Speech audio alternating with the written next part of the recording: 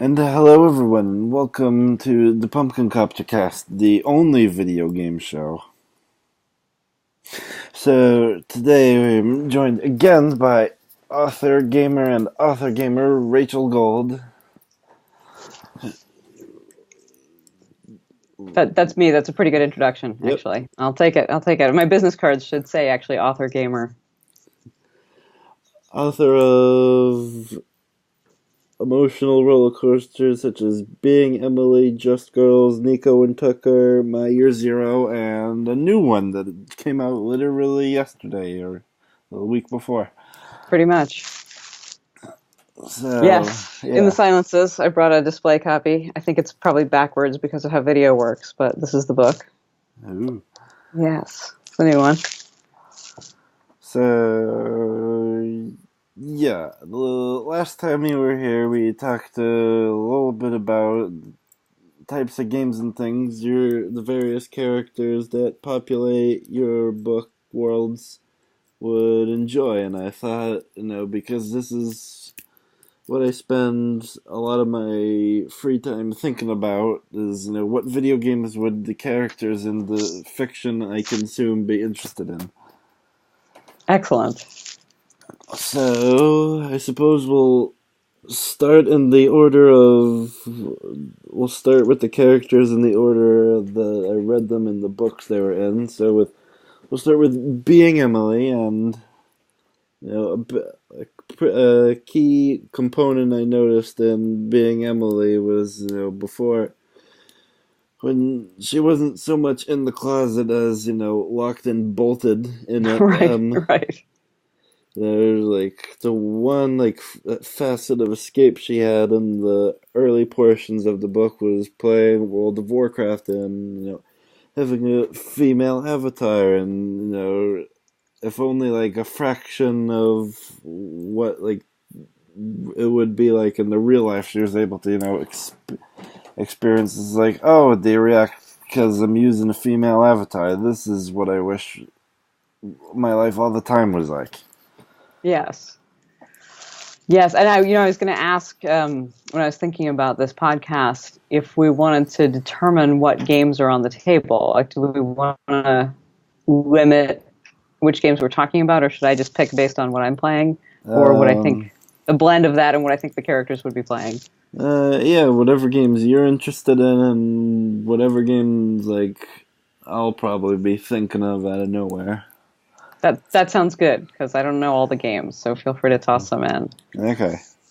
So, and the next question is it what games the characters were probably playing during the time of the novel, or what games they'd probably be playing today?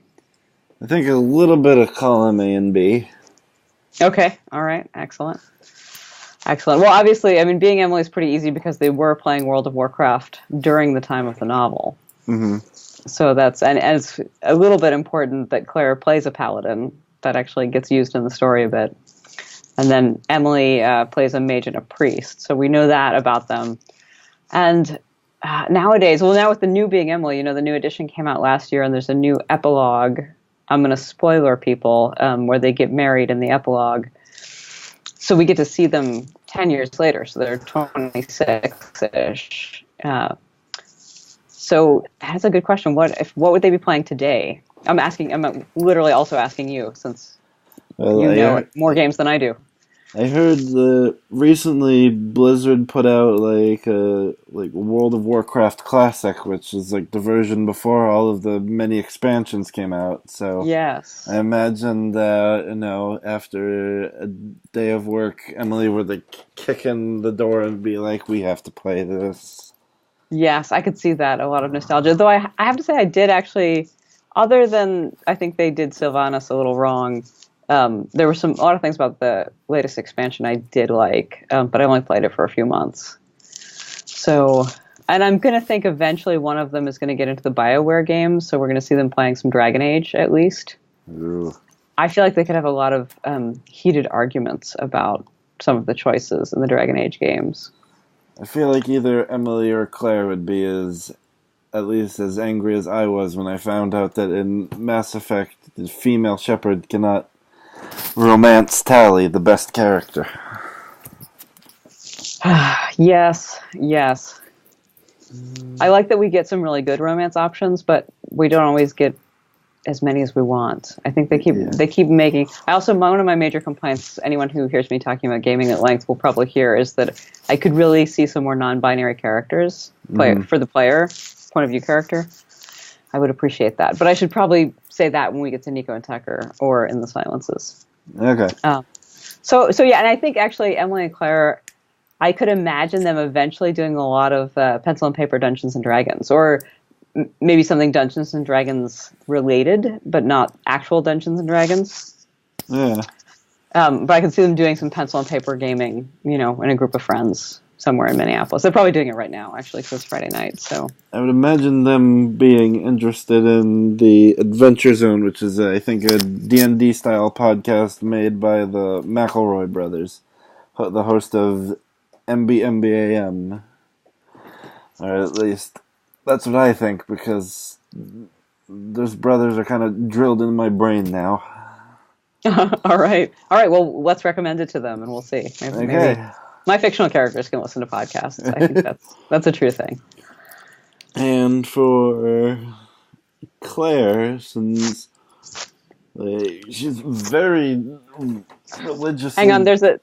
there's a sunbeam coming through my window, and I think I look like I'm like receiving grace right now. So I'm just going to change it so it's not the most distracting thing in the world. Okay. Okay, there we go. I said to fix my shade a little bit. Not that I don't want the grace look, but we had it for a minute. We're fine.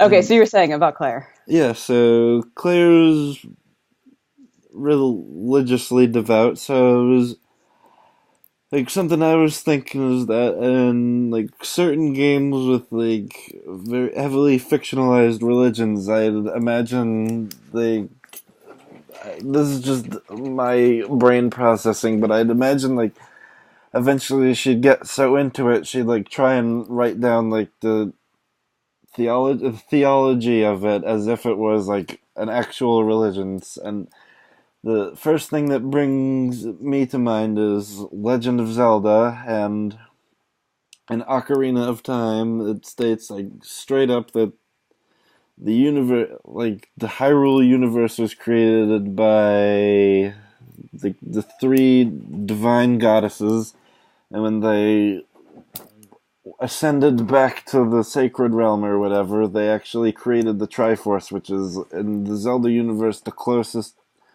thing that exists that is like comparable to like the cross. Mm-hmm. And it's I don't know if it's very broad strokes, but I feel like I don't know, Claire would like, seriously get into it just because there's so many games in the Zelda franchise and there's so much to work with. And then very like spoilers for like Legend of Zelda Skyward Sword, one of my favorites in the franchise. It's revealed that I guess some people would figure it out if they played enough of the games, but Zelda is like the mortal incarnation of the goddess Hylia, who like because like there's enough evil that would make Lovecraft shake in his boots. Like she had to, as part of a plan to destroy this like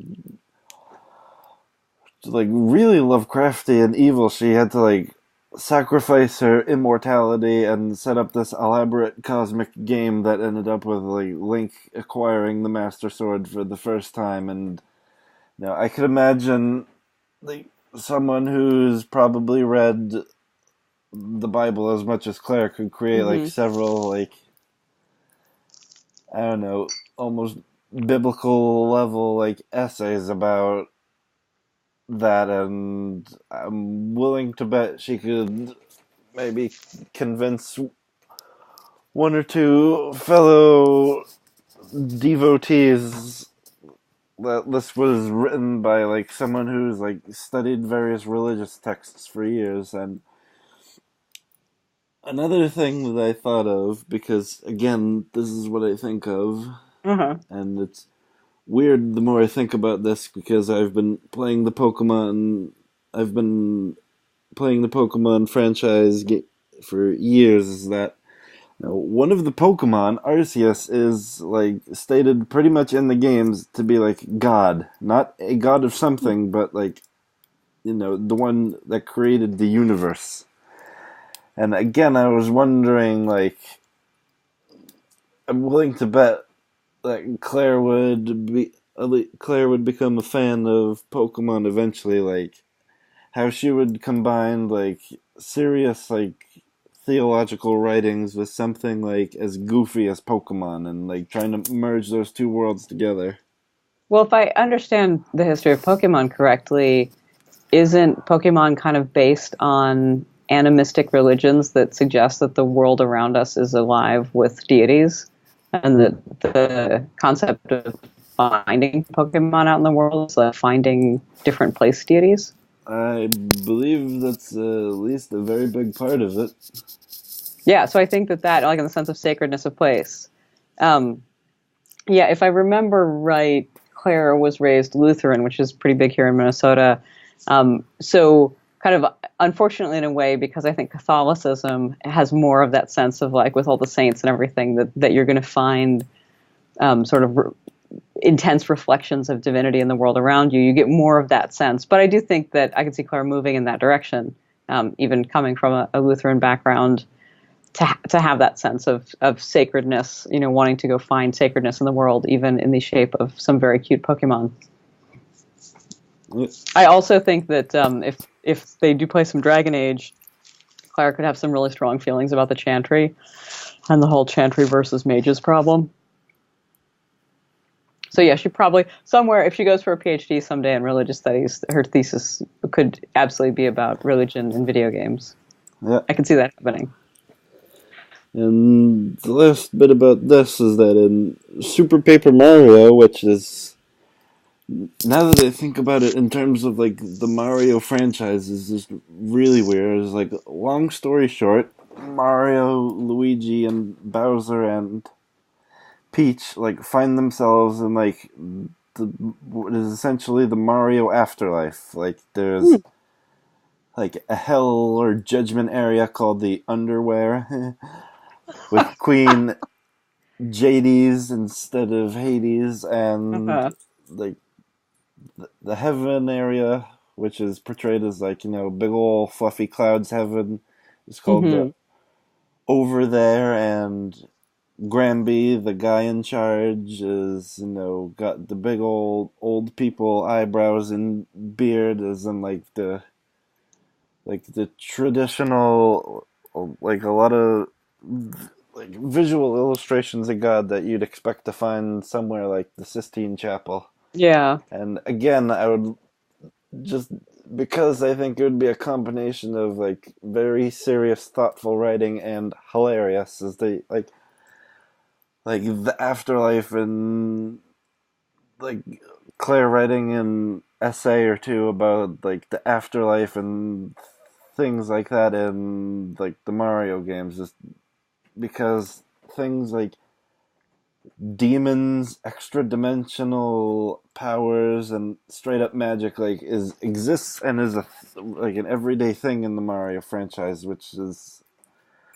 odd now as to think about as I get older. Mm-hmm. Yeah. Yeah. Well, and as I recall, by the epilogue of Being Emily, Claire is working in the communications department of a fairly big metropolitan church. So I wonder if she has like evening discussion groups for parents and their kids to talk about religious themes in video games. Because I could definitely see, I mean, parents get alarmed about games in general anyway, Yeah. and then you add religion to that, and that could be a very interesting discussion about, what do these things mean, and what is healthy gaming, and how can we use these worlds and these ideas to further what we want in life. Yeah.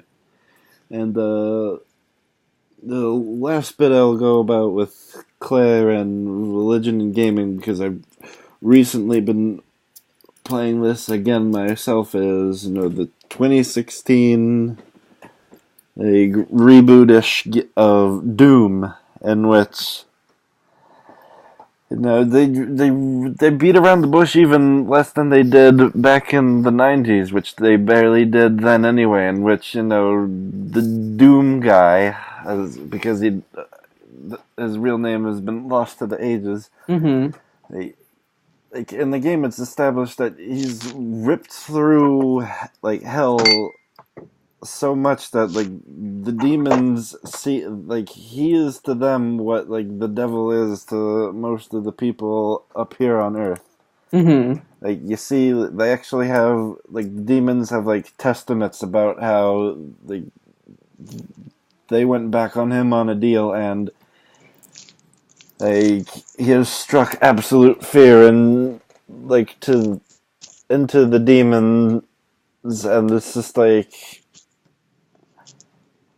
how scary do you have to be to make like the bloodthirsty hell demons of the Doom games like absolutely terrified of you?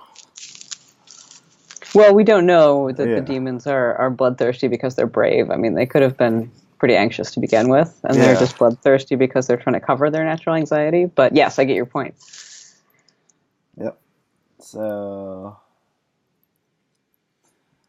yep. That's what I think Claire would get into in her spare gaming time. Yes, that makes a lot of sense.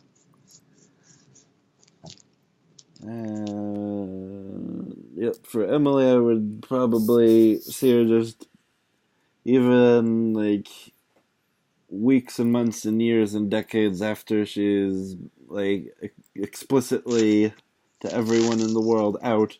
I would just imagine her playing like a lot of games with character customization just because it reminds her back then, and Yes. because like since that was her only outlet for a while, she might appreciate it on a level more than others. Plus, character customization is pretty awesome. Yeah. Games with a ton of it's really fun to remake your character a bunch of times. I mean, sometimes in my household, that's we just know that it's going to be hours before we actually have set characters because we're going to spend most of our time customizing. Yeah. So.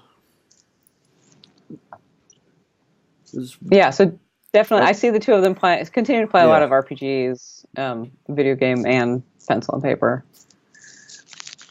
Yep. And these will move on in the order in which I've read them to Just Girls. All right, I think we might have to lump Just Girls with Nico and Tucker because otherwise, Yeah, since they're like yeah, a continuous story. yes, yeah, pretty much. And I feel like Tucker's not going to really get into gaming except through Ella and Nico. So, and I'll say a little bit for people who are watching the podcast who have not read the books because I realize we're going to get confusing if we don't say some things.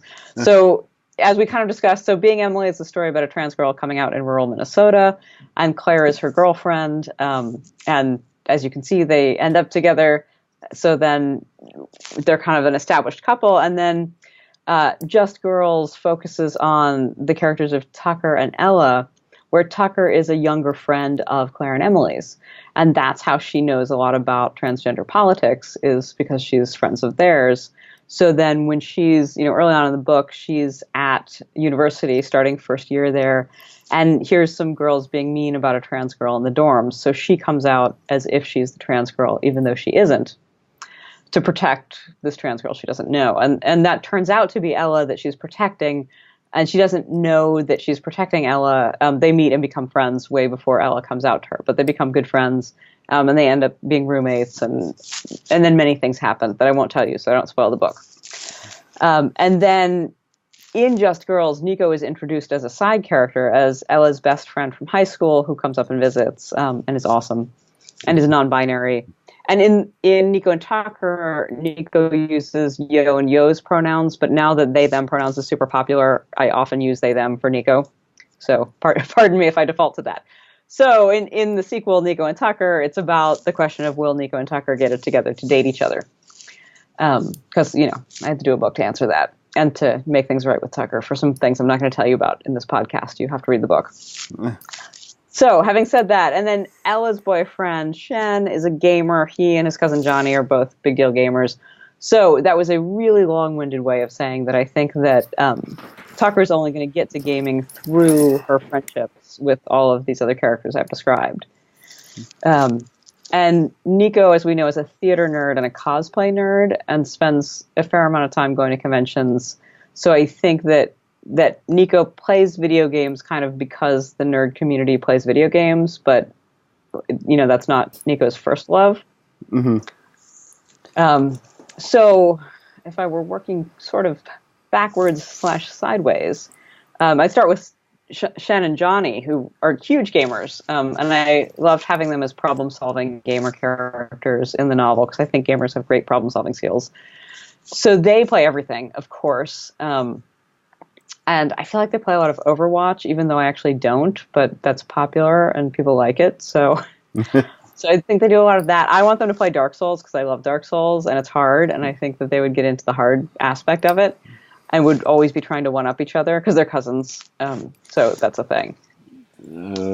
Yes, but nobody's going to get hooked on that from them, probably. I mean, I could see eventually Tucker might get into it just because it's really hardcore, but I think generally...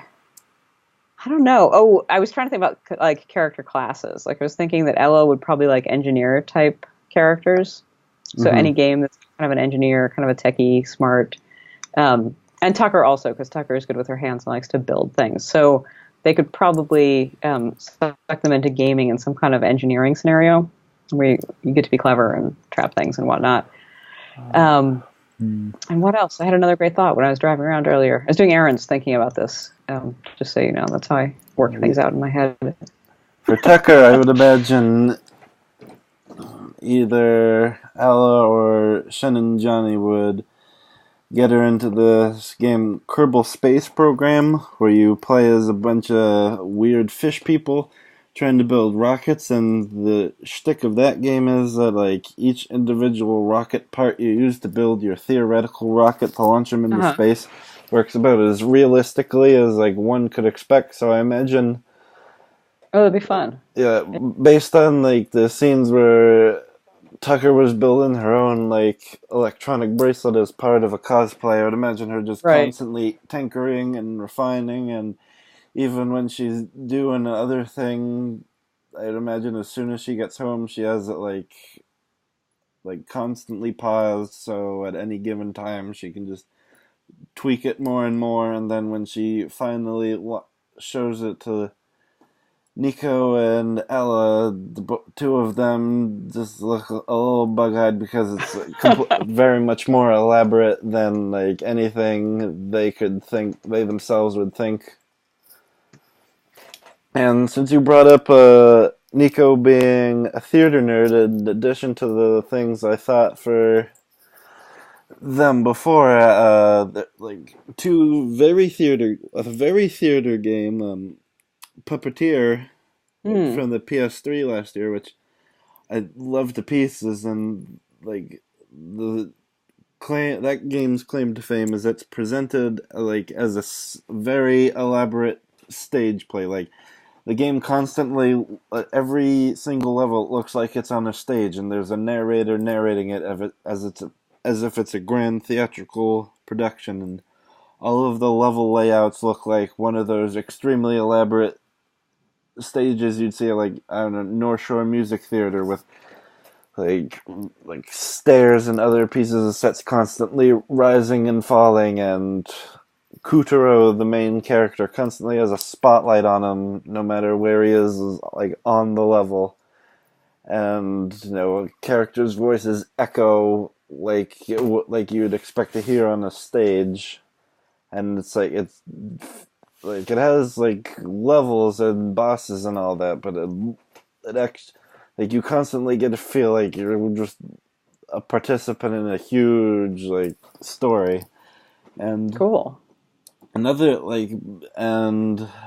game that has the whole "this is taking place on a stage" thing is, Foul Play, in which Baron Dashforth, who looks like a cross between who looks like a very bald and very angry Monopoly man, this one takes place in like 1920s, 1930s ish time. Is like he's a renowned demon hunter, and he's putting on Mm-hmm. this elaborate stage play of his like life story for one night only.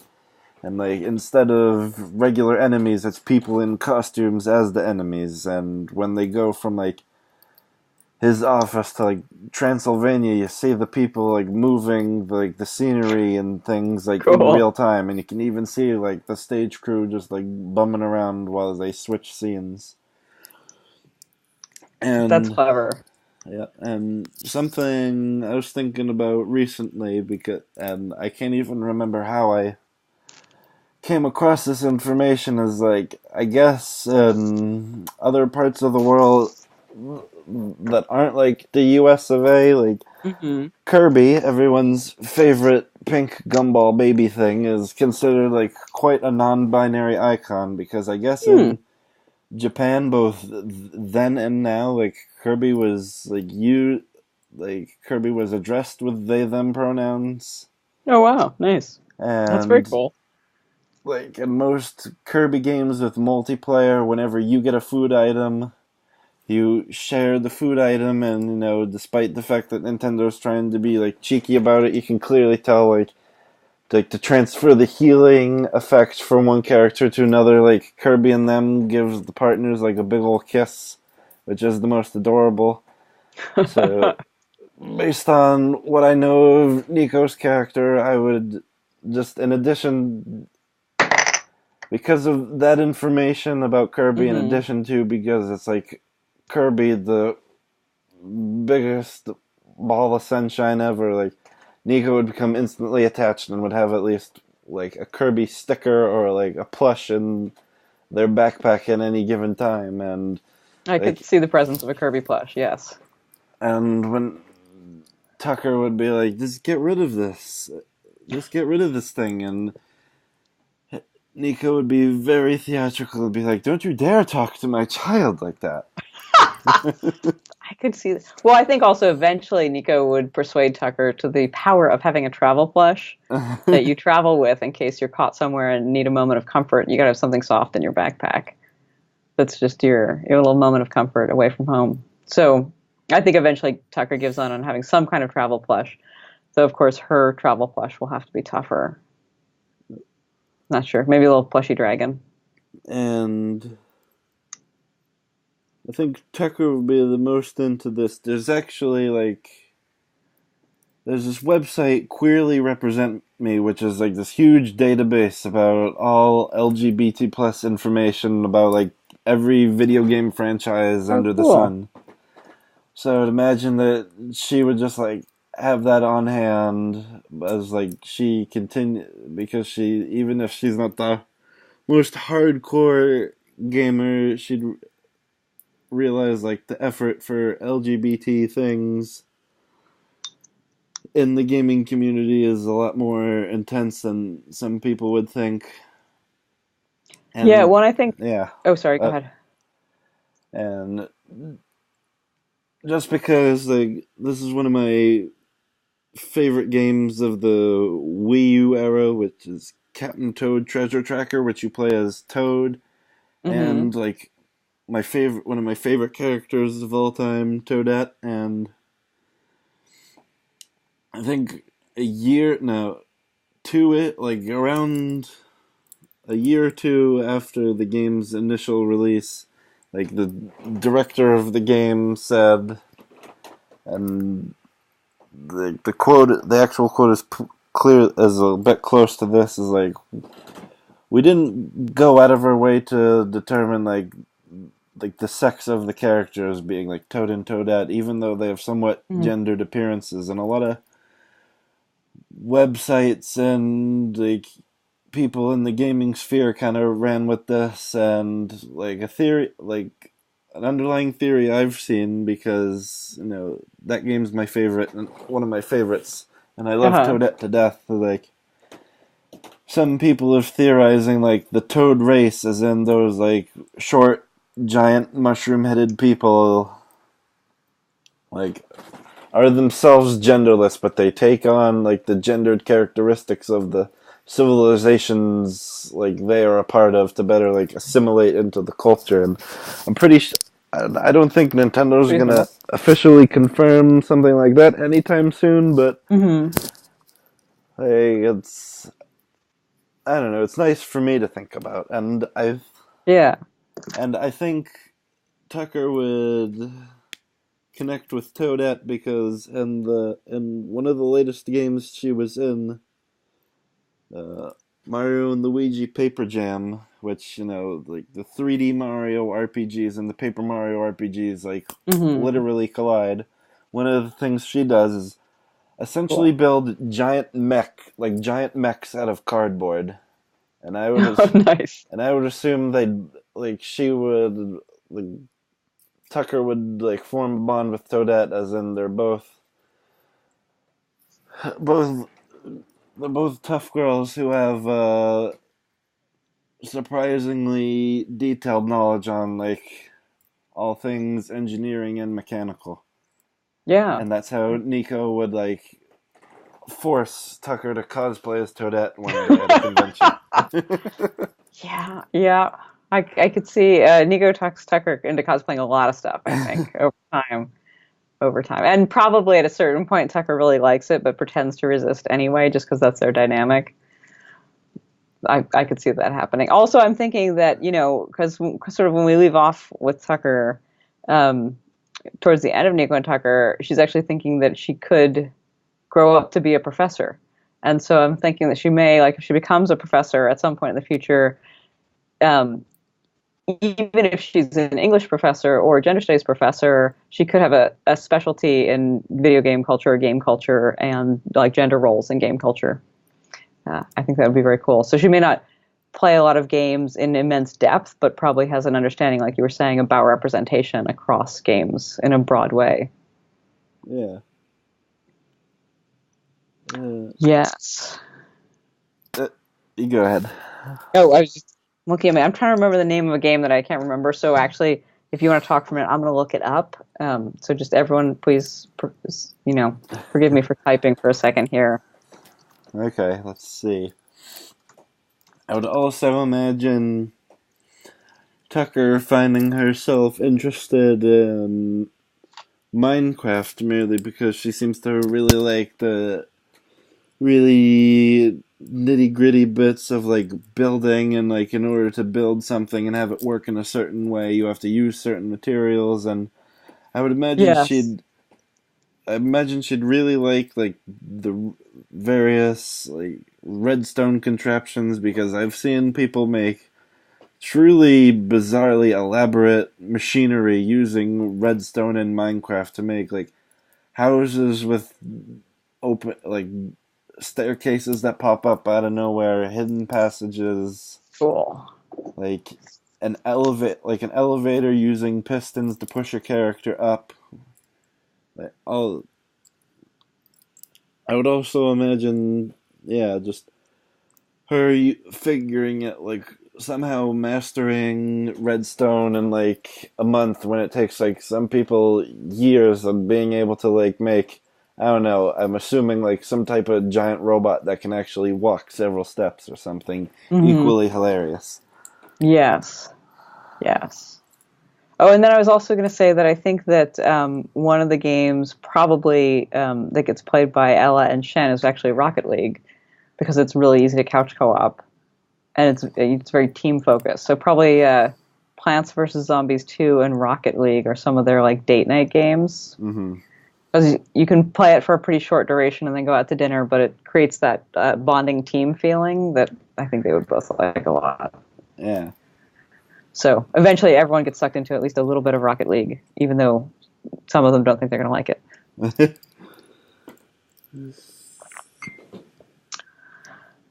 And okay, now I remember that. And then lastly, I was going to say, so one of the games that I have enjoyed is Warframe. Um, Partly because I mean it's a fun game, but also because some of the Warframes to me don't look particularly gendered. Like I know they're slightly, but they're robots. I mean they're all robot bodies that don't have people inside of them, so they Mm. have impossible characteristics. So I was thinking I don't know if you've seen it or not, but one of the, so the premise is, you're somewhere else operating this robot body.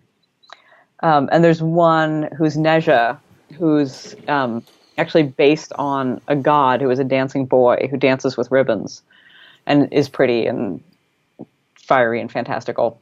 And so I've always thought that would be Nico's Warframe, would be the Neja, this beautiful dancing person with ribbons of Doom in the game, obviously, because you have to kill things. But in real life, not so much Doom. But yes, I haven't picked out everyone else's Warframes because they weren't as obvious. So yeah, I think that's it. Though I also like to think at some point they all go play laser tag. They would be hysterical, like with Cal and Summer and everybody else. Quinn, you should all go play laser tag. And again, for people who haven't read it, in Just Girls, they actually all do play. Well, a number of them play an alternate reality game on campus, which is the game Cruel to Be Kind, which is a variation on an assassination game, but you're using compliments instead of water pistols. Huh.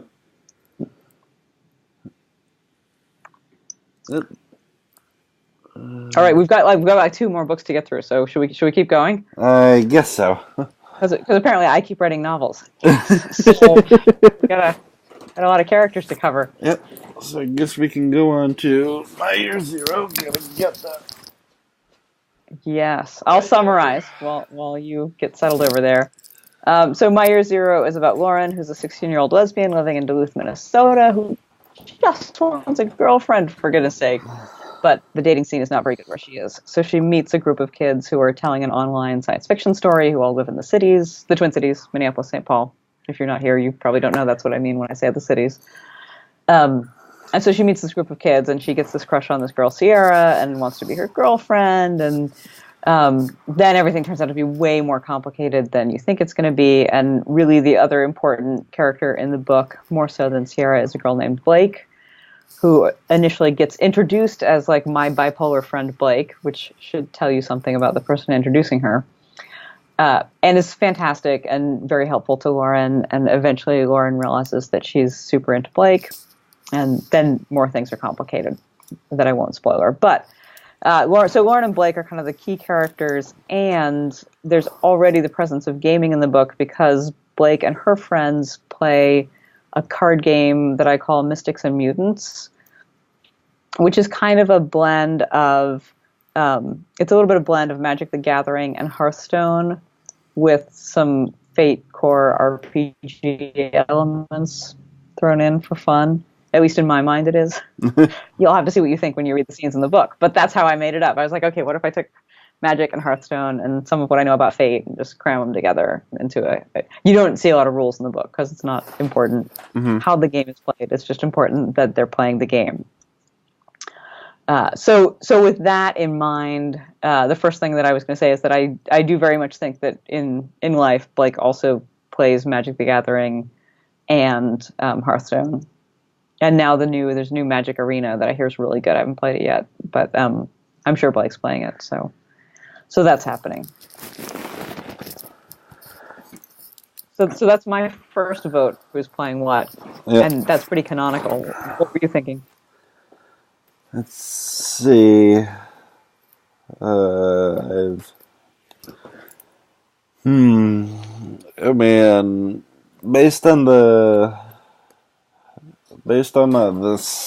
very sci-fi story all the characters are collectively writing, and going mostly off of my own experience with games, I would imagine they start with the big stuff, something like Mass Effect, since that's a very sci-fi world and it's incredibly story intensive, and you could probably play any one of those games for many dozens an hour.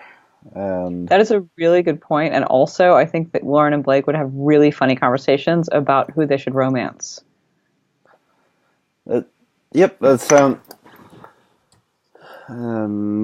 Just to beat this into the ground, I'd imagine that either Lauren or Blake would be as angry as I am, and as angry as I would imagine Emily and Claire would being over not being able to romance Talia's female shepherd. Yes. Though probably, since they met telling a story together, I imagine that they just dive into the fanfic community and find the stories that they want Yeah. because they're pretty story fluent. But especially, because when you're playing Mass Effect, since it's a single player game, the other person on the couch with you has to just sort of kibitz with you about what should be happening. So I could see a lot where you might have probably. I think of the two, Blake has faster reflexes than Lauren, so she'd probably have the controller. But then Lauren would be like, "No, do that option. No, do or Blake would pause and ask, like, "Okay, should I flirt here or should I not? Like, who are we? Let's figure out the elaborate romance pathways." Yeah. So I think the Mass Effect romances are less intricate sometimes than the Dragon Age ones, but that's off the top of my head from memory. And going off of the story in this story, which, if you ever decide to make a full book about that, I wouldn't complain. With things like, I don't know, artificial intelligence, I would imagine something like 2064 read-only memories, which is a game that is not only very, very queer in all the best possible ways, but also Cool. involves like surprisingly detailed and soul-searchy conversations about like what if there was a machine life of some kind that was just as its mental faculties were just as detailed as a person, and Hmm. how would it go through that, and also go like in addition to like its inherent programming. Yeah. And that also makes me think of Detroit Become Human, which I recall is pretty popular lately, though I have not played it, but it sounded really great. With some of the similar like AI human conundrums. So I can see them playing that. Also on the topic of the story within the story, someday there may be at least a novella of it. Like I've written parts of the expanded version of the story within the story. Mm-hmm. I don't know if there's enough material for a whole novel about it, but someday on the side there may be a novella around for the people who want to see more of that whole story. Because I mean, I'm fond of those characters, even though you only see them for a little bit. And then it is entirely possible you will actually see a sequel to My Year Zero, where you'll find out a little bit more about the backstory behind the story in the story. Just to say the word story a ridiculous number of times. Yes.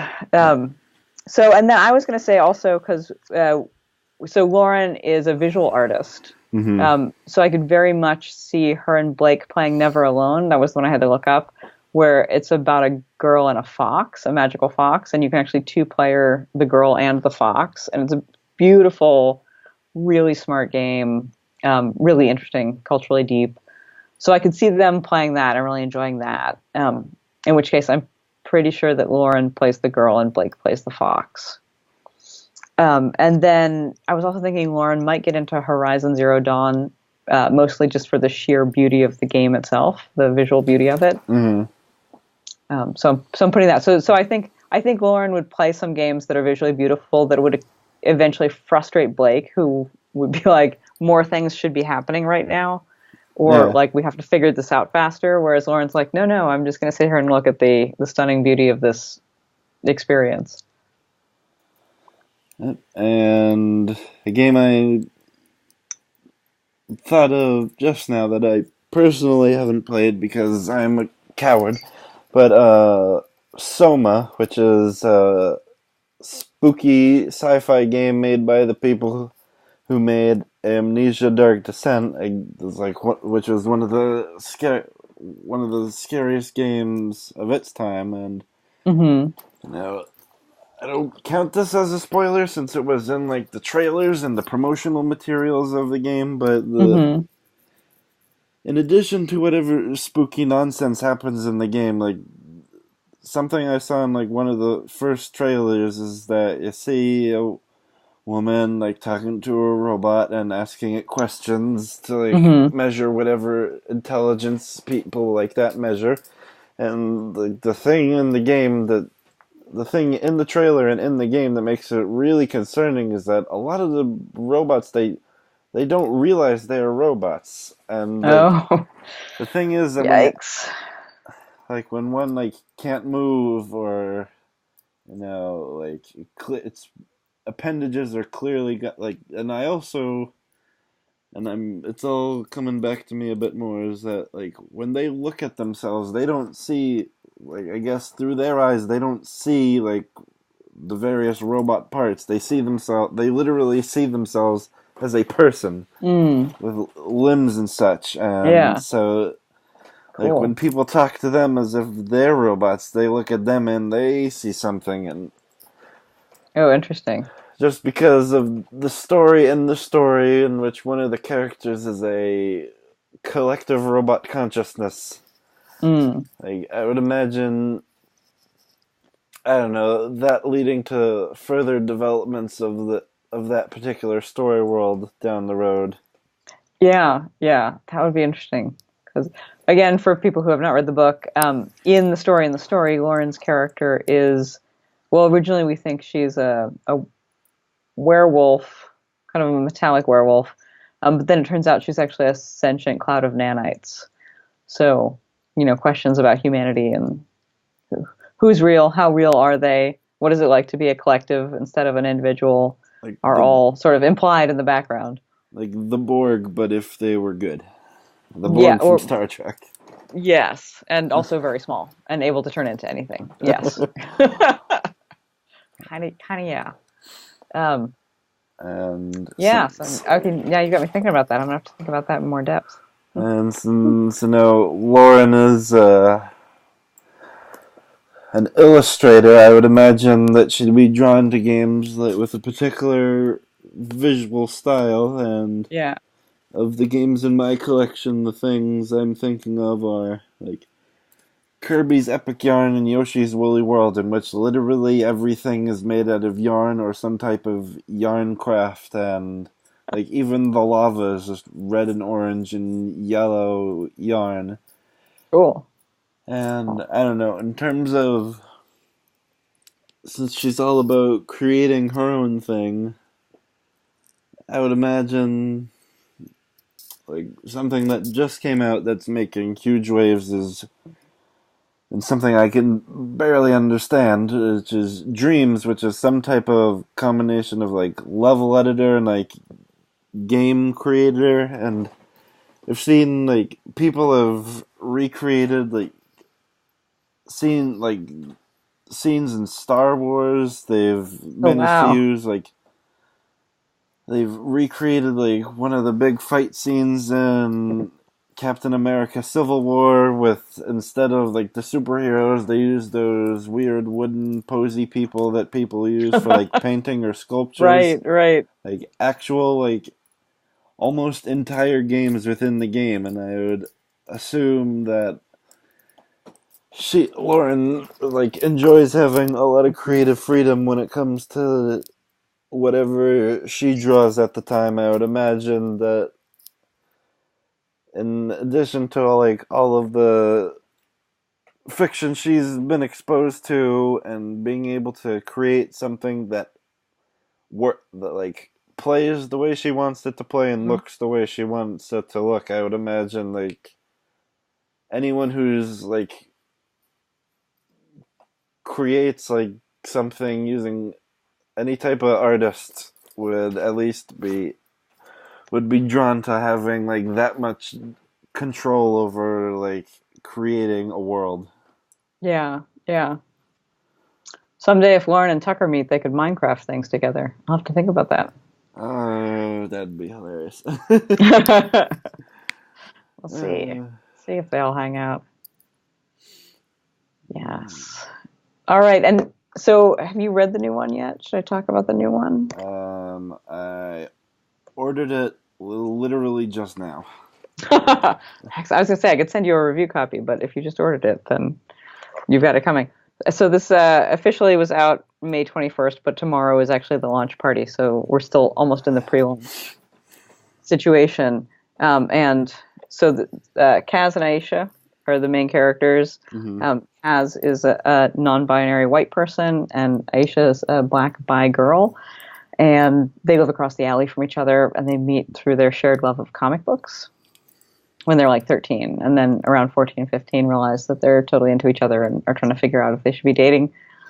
And if it works, that classic teen problem of like, if I'm a non-binary person, but you're predominantly attracted to other girls, do I go with you? Like, do we work out together as people? And they do a lot of thinking about their lives in general through the metaphor of comic books. So they also, especially later in the book, in the school system, are dealing with a lot of implicit racism that's kind of subtle and pervasive. And Kaz is trying to figure out how, as a white person, to be a better ally and deal with it more effectively.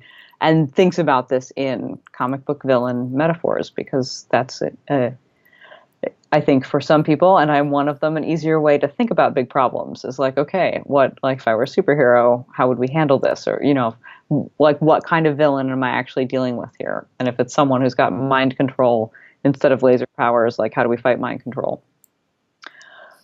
So that is the brief overview of the book. Did I explain that well enough? I think so. Okay, excellent. I don't want to say like a million things about it, but I want to say enough to get people interested. So interestingly, since you've read the other books and have seen the arc of what I've written so far, this one is the one that's most like being Emily, in that the characters are a little bit younger. Mm-hmm. So from Just Girls, Just Girls and Nico and Tucker are the characters at 18, 19, and then My Year Zero, the characters are younger, but they're dealing with stuff that makes them maybe seem a little bit older than they are. And then in this one, I very much wanted them to have slightly younger voices, kind of the 14, 15-year-old voices. So there's more cuteness is one of the things I'm saying. And there's, you can even see on the cover, so Kaz has this dog Wolverine. So that's how Kaz meets Aisha, is because after saying the dog named Wolverine, then Aisha is tipped in that this is probably an X-Men situation. And so Wolverine has a good role in the book and is a pretty funny dog as well. So I got to do some dog jokes. And going on that, a game I can think of right away was, back in the day when, like, years and years before Hugh Jackman hung up his Being Wolverine hat with the gut punch that was Logan. He did X-Men Origins Wolverine, which is horrible, but in a reverse of what usually happens, like the tie-in game of the X-Men Origins Wolverine was pretty good, because it's Wolverine and he's all about, just slashing people with his claws, so I would imagine that would be an initial bonding as to... Potentially, though also, so the game that I have them playing in the book actually is Lego Star Wars, and they're playing. So it's the Force Awakens, Lego Star Wars, and they're playing as Poe and Finn gay boyfriends. Here's hoping. Yeah, but so that's what they've got as the canonical game that they're playing. So I think that I think they like the dynamic, like the humor, the lightheartedness, and kind of the cooperative dynamic of Lego Star Wars. Mm-hmm. Yeah. I'd imagine they'd play the two other Lego Star Wars games. Yes, especially if they can be someone gay. I haven't played the other two, but I'm sure they have a gay ship going on in both of them. Then the Lego Batman games, of which there are three of them, I think, and they'd be able to, as they get more and more into superheroing, they'd be able to see all the Lego versions of Batman Rogues Gallery. Mm-hmm. And again, just thought of this just now, the Marvel Ultimate Series, which is like a top-down beat-em-up, which you form teams of 4 of every Marvel superhero you can think of that exists most of the time. So I would imagine, so like the latest game where you can play as Carol Danvers as Captain Marvel, one of the best things ever, and just like one of the things like one of like the pluses of that game is that you can pretty much form like your own superhero team, even if like in the comics the characters have never spoken, just as a Mm-hmm. Oh, nice. what if this happened. Mm-hmm.